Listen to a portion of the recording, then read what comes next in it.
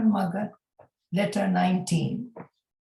Understanding Dana Parami, perfection of generosity.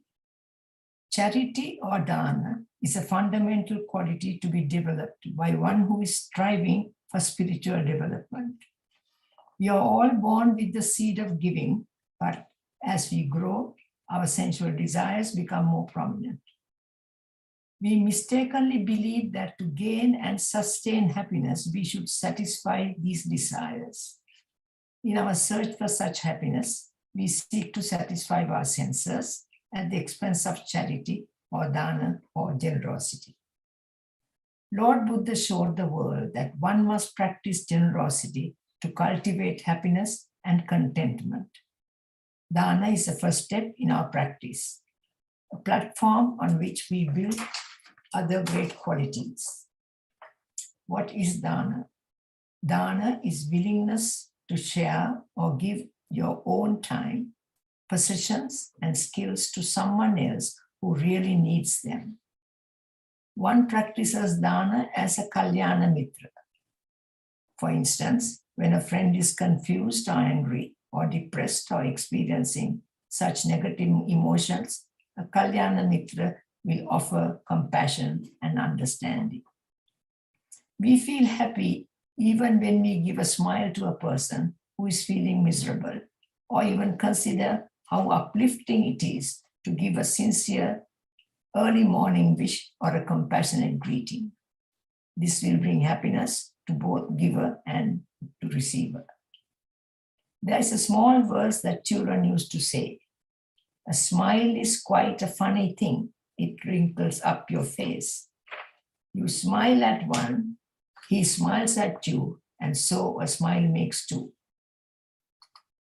There's a very nice old story which goes back to the time of Kassapa Buddha, which illustrates how giving without any expectations, yet with respect and a sense of letting go, brings happiness to the giver. During the time of Buddha Kasyapa, there was a very poor potter named Kartikara who was supporting his blind parents with his meager income. Kasyapa Buddha once on his round of Pindapata visited these blind parents while they were alone. The parents wanted to offer their meal to Kasyapa Buddha, but since they were blind, they invited the Buddha to serve himself the meal that their son had prepared and left in pots for them that morning. Kasyapa Buddha accepted the offer and helped himself. When Kartikara heard the story that evening from his parents, he was overjoyed, and that happiness lasted for days. Many of us give material objects, body parts, or blood. It is important as we practice giving, we do that only with compassion and happiness, and not with any expectations or any regrets. Giver and receiver.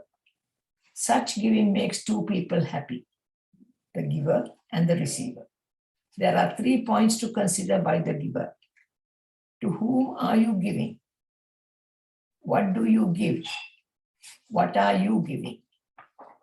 Who are you giving is important because the receiver on his part should show contentment and happiness on receipt of the gift.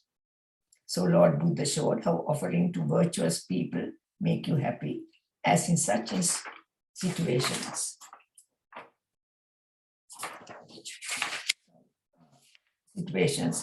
Giver also develops contentment and happiness. There are 3 stages in giving, which are preparation for giving, how you give, what your feelings are after giving.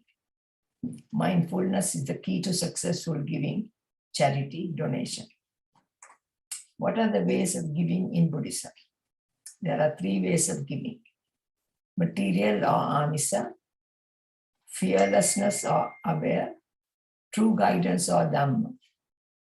Sabba dhanam, dhamma dhanam, jinati, sabba rasam, dhamma raso jinati.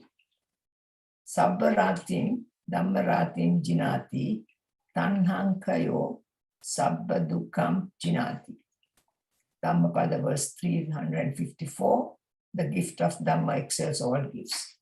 The taste of the Dhamma excels all tastes. Delight in the Dhamma excels all delights. The eradication of craving, that is, attainment of arahantship, overcomes all ills, samkara dukkha. Giving is the first step in developing the mind.